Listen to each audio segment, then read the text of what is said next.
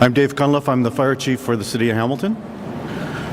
Premier Ford, Minister Piccini, Mr. Lumsden, MPP Skelly, members of the Fire Service and media.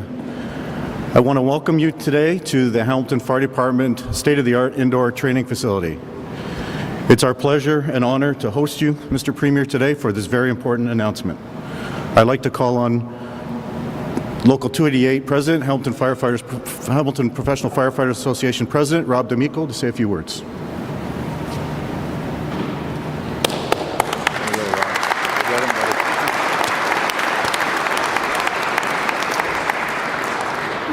Good morning, everyone, and thank you, Chief Cunliffe, for the introduction. On behalf of the Hamilton Professional Firefighters Association, Local 288, I want to extend our thanks to Premier Doug Ford, Ministers Piccini, Lumsden, MPP Skelly, and the Ontario government for their strong support of our firefighters. Their dedication to our safety and well-being is greatly appreciated. Hamilton's firefighters work tirelessly every day to keep our communities safe, and we're proud of their commitment and service. A special thank you to Premier Ford for being here today. Your ongoing support means a lot to us. Thank you very much. Thank you, Rob. Now I'm pleased to hand it over to MPP Donna Skelly.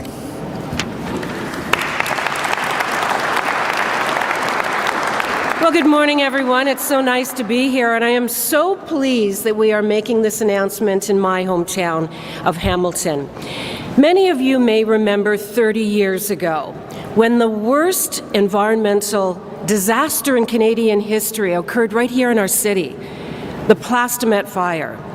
A fire broke out at a recycling facility, and it burned for 4 days. And our firefighters entered the building without hesitation, and for 4 days they fought that fire, and they were exposed to toxic chemicals. The site housed over 400 tons of PVC material. And although the blaze was extinguished in 4 days, the implications of that fire lasted for years. In fact, many of our firefighters went on to get cancer.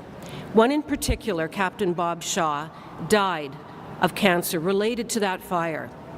And it was a former MPP, she's now the mayor of the City of Hamilton, Andrea Horvath, who brought legislation forward to the provincial government to encourage governments to look at expanding and extending care related to being exposed to chemicals for our firefighters.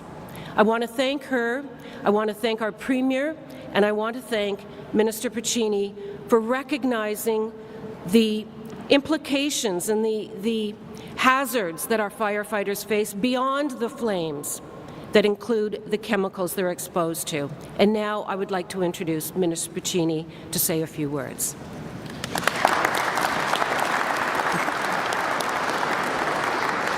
Thank you, MPP Skelly, for that kind introduction and for your ongoing advocacy and for mentioning that tragic fire, but for also alluding to the silent but sometimes deadly and ensuing battles that are faced long after the fire's been extinguished. It's been a profound honor of a lifetime for me as Labour Minister to have the opportunity to work with Ontario's firefighters. It was the first call I took when I became Labour Minister, a call that has impacted me in a great way with the wife of a fallen firefighter, and we'll never forget that call. And I'm grateful for Premier Ford and for the government, for Greg Horton and the team who've been working so closely with our government to ensure that these families don't battle alone in silence. I'd like to thank Fire Chief David Cunliffe, Rob D'Amico, and the Local 288 firefighters for hosting us today. This is the team behind us that get the job done in this community. I mentioned Greg's tireless advocacy. I also want to mention Bob McCutcheon, Board of Directors for the OPFFA, Dan Worrell, who's on our Section 21 Committee, Jeremy Parkin, Vice President of the Ontario Association of Fire Chiefs, who I believe is here today as well, Rob Rutherford, Mark Guibault, David Cairns. I'm from the Firefighters Association of Ontario, and my caucus colleague, Minister Neil Lumsden. who's been also a tireless advocate for first responders here in the Hamilton community. But most importantly, it's a thank you to everybody who's here today, to the firefighters, to the investigators, the wildland firefighters and volunteer firefighters and their families for their courage and their service. Here in Hamilton and across Ontario, when others run away from danger, they run towards it, because everyone here has a story of a friend, a fellow firefighter, a loved one who has sacrificed to keep their community safe. Last month, 73 more firefighters were inscribed on the Ontario Fallen Firefighter Memorial. It was a moving service, and heroes like those who are here today deserve a government that values their service and recognizes the profound risks that firefighters take each and every day. Thanks to the advocacy, leadership and partnership of this firefighter community, Ontario leads the country with the most expansive presumptive coverage for occupational cancers for our firefighters, investigators, volunteers and wildland firefighters. This means that firefighters who take on the mission of protecting our communities, of keeping us safe, can access the benefits they deserve faster and easier. And as we announced yesterday, we're unlocking $400 million to invest in health and safety to keep workers safe on the job. Look, Ontario's done more in the past few years to recognize and support unique occupational exposures than any other previous government ever has. But we can't stop there. We also need to invest in prevention and work to ensure these exposures and subsequent cancers don't ever happen in the first place. Ontario was, of course, the first province to launch an occupational exposure registry, and we're working with the community on that. Our government is serving those who serve, and this is thanks to the advocacy of this firefighter community. You've challenged us to deliver on the resources and the supports that you have earned, and you've made us a better government as a result, so it's my honour to invite up to the podium someone who embodies that leadership and dedication. Greg, your advocacy has been nothing short of stellar, and it's thanks to Greg's advocacy that I'm announcing today a number of moves that the Government of Ontario is making, lowering presumptive coverage for kidney and for primary colorectal cancer. Colorectal cancer diagnosis has been a tragic one and a big piece that Greg, you and this team has advocated for ensuring that we address the age limits there. And it's not only that, but it's also early screening and detection. And so today our government is expanding coverage for colorectal cancer, one that has affected so many firefighters, and is working with our Minister of Health to ensure early screening and detection as well. So Greg, thank you for your advocacy. To all the firefighters here today who are exposed to occupational exposures, I know that the government sees you. We value the work that you do. We will be there to support you and your families, but also we're there to invest in prevention so that you don't ever have to battle this in the first place. So Greg, thank you for your leadership. It's been an honor working with you.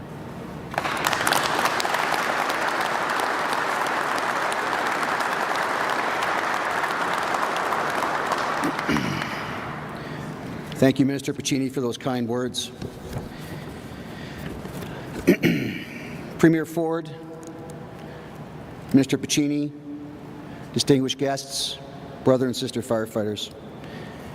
My name is Greg Horton, and it's my distinct honour to be here today representing the Ontario Professional Firefighter Association's 12,000 members. Special thank you to Fire Chief Cunliffe and Mayor Horvath.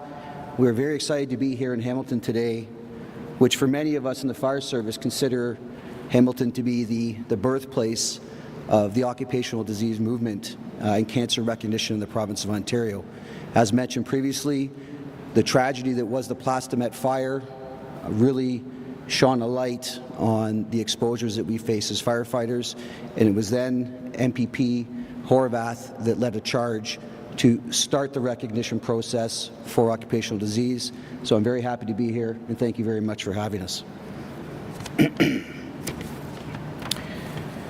In July of 2022, the World Health Organization Cancer Agency classified cancer in firefighters as a Group 1 occupational hazard, the highest level of carcinogenic intake possible. Firefighters are routinely exposed to carcinogens chemicals, and other toxins while performing their duty of protecting Ontario's people and their property. Cancer is the leading cause of death among firefighters. 74% of line-of-duty deaths are due to cancer. Today, this government has made a commitment to firefighters and their families to recognize that those members who contract kidney cancer will now need 10 years of service in order to be recognized as an occupational illness due to their years of service to our communities. Additionally, the age 61 provision for colorectal cancer has been eliminated, allowing our members over the age of 61 to receive the proper recognition. Our families will now have recognition for their loved ones and the security to move forward without them. The importance of this recognition to firefighters and their families cannot be understated. Those that become ill no longer have to worry what will happen should they succumb to these diseases. To be clear, the actions of Premier Ford, Minister of Labour Piccini, Solicitor General Kersner, and this government have made a direct impact on firefighters and their families in the province of Ontario. The acknowledgement that this is a line-of-duty death ensures that the families are left behind will receive the recognition. Their names will be inscribed upon our granite walls, and they will be forever remembered by the citizens of Ontario. This recognition is not meant to replace the void left by the passing of a loved one. It does not erase the pain of their passing or the circumstances that led to their tragic death. On behalf of my brother and sister firefighters and their families, I'd like to thank Premier Ford, Minister Piccini, Minister Kersner, and this government for their unwavering support on this important recognition for firefighters across Ontario. Without you, this would not be possible.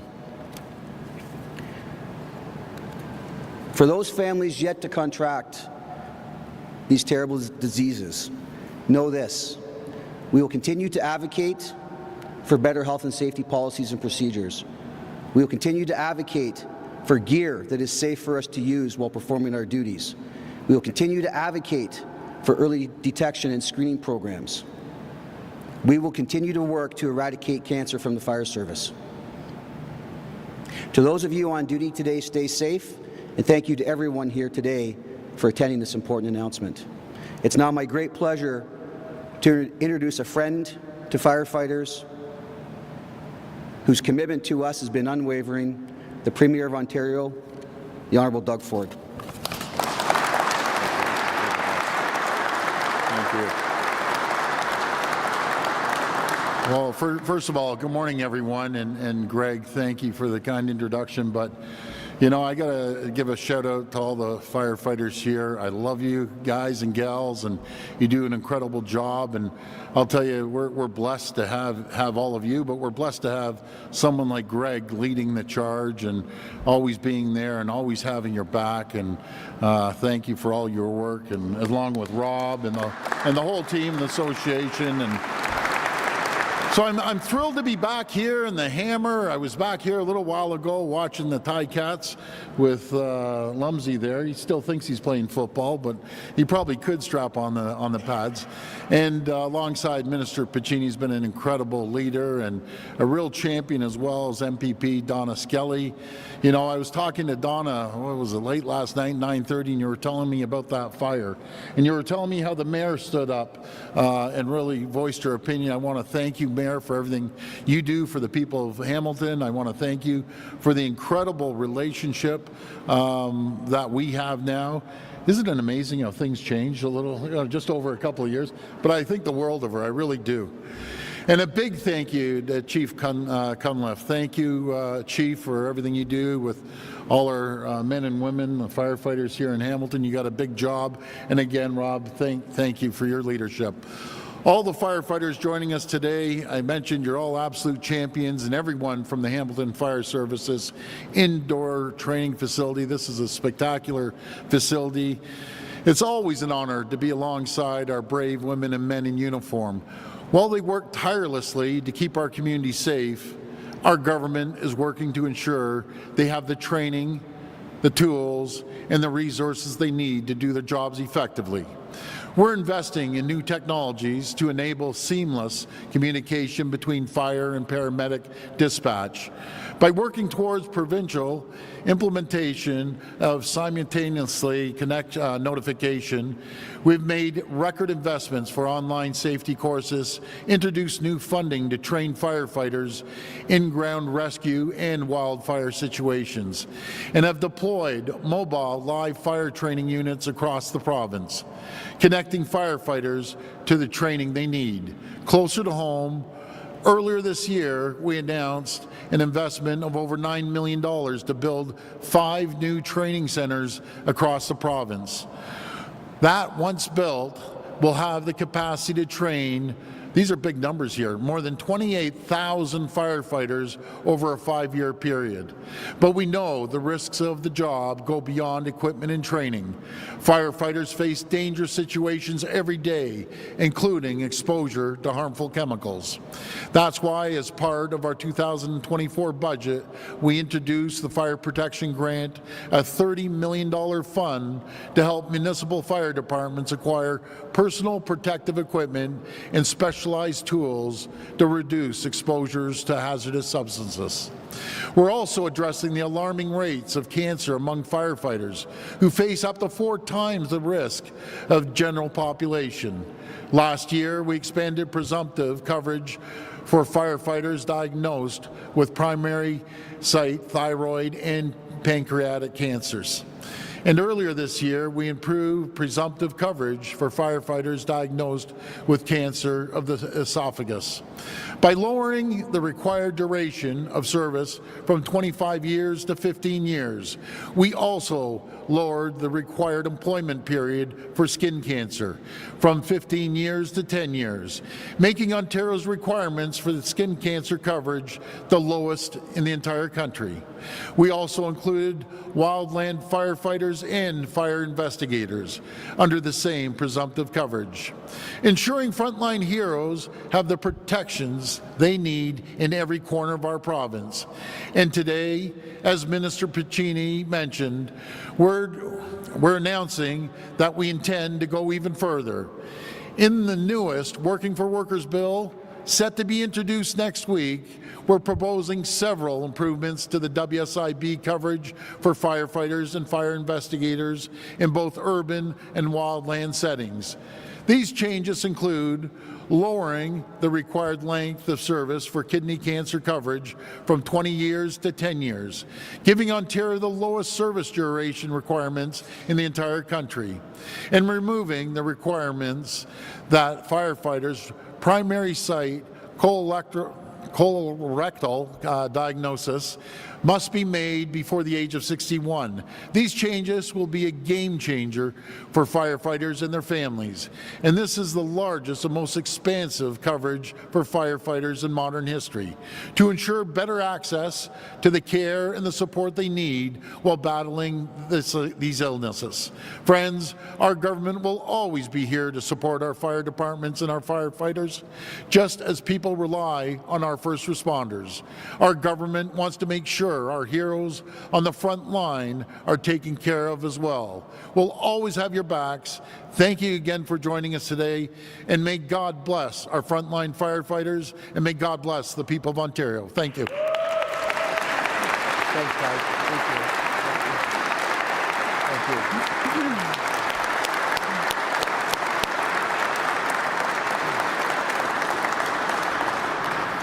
We will now go to reporters' questions. Reporters, please line up at the mic behind me. Please identify yourselves by name and outlet. It'll be 1 question, 1 follow-up. First reporter. Good morning, Premier. Mark McAllister from City News. Hi, Mark. How do you justify pushing through last-minute changes as part of the bike lane bill yesterday that would prevent lawsuits coming forward from cyclists who may be injured or killed? Well, first of all, what we want to do is we always want to make sure bike lanes and bike riders are safe. But when you have, I'll give you an example, Bloor West, zero consultation with the community because it would have been shot down. 0.5% of them are using a full lane of a road. 70% are drivers. They're barely being used, but they're taking up one lane of traffic. They're backed up from here to Timbuktu in the cars. People do not want the bike lanes on especially Bloor West. The mayor even acknowledged that. The previous mayor acknowledged it. The previous mayor even acknowledged that Yonge Street was a mistake, and I'm glad he admitted it. And we're going to work with the mayor and the city, and we're going to get traffic moving, but I want to make sure that the bikers are safe. I've always believed that you don't put them on main arterial roads, you put them on secondary roads, so you don't jam up the main roads. Again, I just want to run through these figures. In Bloor West, 0.5%, I think I'm being generous by 0.5%, take up a full lane of traffic that the cars should be on. 70% of the people driving are lined up all the way down Bloor, and it's just not fair to the drivers. And again, in Etobicoke, zero consultation. It was rammed down their throat. We all woke up and hello, here's a bike lane that no one uses. It's ridiculous. With respect, you didn't answer my question about lawsuits and putting through the last-minute amendments about preventing lawsuits. And second to that, these same amendments are raising the question about who's going to pay for the removal when all along your government has said that you would take care of it. Well, we're going to make sure that we take care of the removal, and these numbers are throwing out 49 million, 70 million. It's absolutely a joke, to be honest with you. You think we're paving the streets with gold. You know, we removed Jarvis when I was down there. I think it was for $250,000. But I get it. I know the game, what they're playing. They're inflating the costs. It's not going to cost that much. Just watch how quickly we get those bike lanes out of there at a fraction of the cost. And no one's talking about, you're saying about the cost of the bike lanes.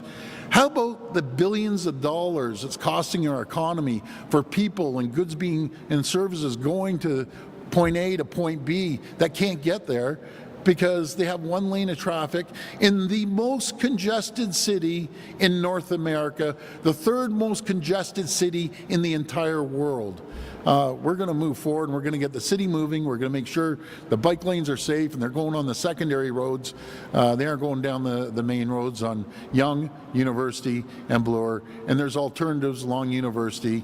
You either take the 70-foot sidewalks out, 10 feet of them out, or you go down the medium, one of the two. But there's always more than one way to come up with an idea. But thank you for that question.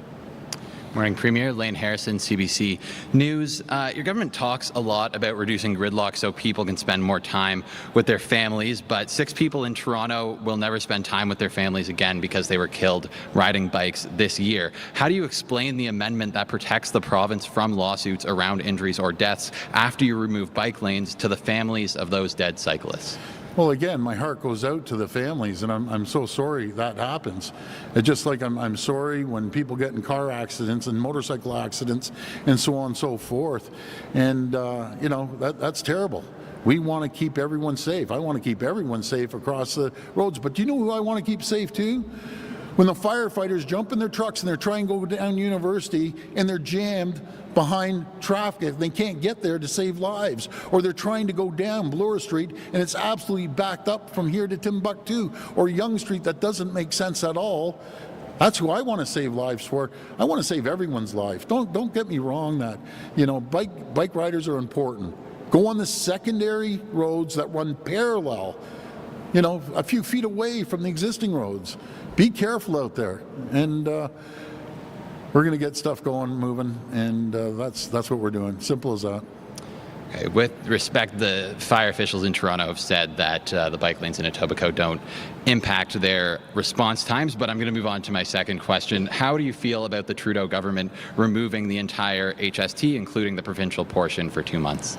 Well, we did it 2 years ago. We just didn't go out there and do cartwheels. 80% of what they're saying they're going to do, we're doing. But hey, I got to give them kudos. Any government, I don't care what political stripe, wants to put more money back into people's pockets, good for them. And I love that they gave the $250 cash back to people. Folks, it's not our money. The government has a sense of entitlement that it's their money. No, it's the people's money. It's the hard-working firefighters, it's the hard-working people in the factories' money. It's not the government's money. So we look forward to giving back the $200, and I'm glad they took our lead on that. I think more governments should do that. Rather than gouge the taxpayers, how about giving it back to the taxpayers? Hi, Premier. Sean Cowan with CHCH News. Hamilton, as well as our neighboring communities like Niagara and St. Catharines, dealing with encampments, dealing with the high price of housing, homelessness, mental health, and drug addiction. Right now, it's falling on municipalities to deal with this as well as the taxpayers. Does the province have a plan, a strategy to deal with this so it doesn't fall on the municipalities, perhaps a provincial issue? Well, first of all, we've given over $700 million for homeless across the province. Mayor, correct me if I'm wrong, I think Hamilton got $28 million on that as well. But, you know, I'm there to support the towns and the cities that want to remove them. I'll give you an example. Guelph and Cambridge, right? They went in there, they moved encampments. They have places for them to go. I know the mayor's working really hard to find homes for them as well. But let's talk about when they show up in your backyard, in your park, and there's crime, because I've experienced it up in Rexdale. There's crime, and houses are being broken into, and needles on the ground all over the place, and the kids don't feel safe going to the park because there's a whole bunch of these people sitting there. I want to give them shelter. I want to give them help. I want to give them a hand up. Most importantly, I want to get them a good paying job to get them out of the situation they're in. That's what I want to do, and I think the people in Ontario feel exactly the same way. You can't say it until they show up in your backyard 10 feet away from your back fence in a park. You change the tune really quickly. On that note, will you use the notwithstanding clause? Well, we had a letter from, I think it's 12 or 15 mayors across the province supporting us and moving forward with this. Let's see what happens. We will always be there for Guelph in Cambridge. If they get challenged in court, the province will be right there with them, supporting them in court. Hello, Premier. Matthew Van Dongen from the Hamilton Spectator. I'll probably to ask you on that topic again. You have some mayors and councils certainly asking you to use the notwithstanding clause to help clear encampments from parks, but then other councils are not making that request, like here in Hamilton, for example. So given that division of opinion among councils, is it fair to consider using the notwithstanding clause? Well, let's see what happens. Let's see what happens in Guelph. Let's see what happens in Cambridge. We'll decide after the courts decide, but we're going to be there to support the communities. And even if we did use it, it doesn't force any city to go along with it. That's fine. If they want encampments in their community, so be it. I don't know too many people that want encampments, to be very, very frank with you. Okay. And then, those encampments are about as popular as bike lanes. As a follow-up, the province recently announced the start of procurement for LRT in Hamilton. Yes, we did. And the province, through Metrolinx, is going to be buying about 100 properties up and down that line. Yep. And we're told when that construction is done, there will be leftover property. Are you willing to commit some of that property to build affordable or supportive housing? Well, we'd sit down with the mayor. This is the mayor's town and the council. They represent them, and we'd sit down and say, what do you want to do with the property? That's what we'd be doing. But we do need the federal government. As we see the costs escalating, we put $1.7 billion into that LRT. And like anything, costs go up, but we need the feds to come to the table. Last reporter. Hi, Premier. Siobhan Morris, CTV News. I'm looking for your thoughts about the deal that the federal government has reached with your government on the school breakfast program. Yeah, well, we're always in to support the breakfast program. I've been a big fan of it from day one. And we're going to work hand in hand with the federal government to make sure the kids don't go to school hungry. And we know if they have a little food in their stomach, they're doing well. I supported it back when I was a city councillor with my brother Rob as mayor in the city of Toronto. I'm a fan of it. So. And returning to your favorite bike lanes, you talked about, you'd be surprised how quickly these things can come out. When do you anticipate that removal to actually happen? We're going to be working with the mayor directly. By the way, I have a phenomenal relationship with Mayor Chow. She's such a really good person, nice person. We may differ sometimes on policies, but we get along very, very well. And we'll sit down, and I know that she agrees. The Bloor West bike lanes are coming out. And don't be shocked if she's standing beside me as we're taking them out. Folks, no one, I can speak for the Etobicoke folks there, they despise these bike lanes. All the store owners despise the bike lanes. Zero consultation. Less than 0.5% of people are using them compared to 70% of drivers that are stuck behind these cars because of these bike lanes. But I just...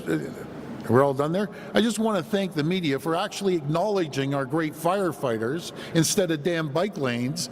These people are heroes, and maybe we should be complimenting them a little more.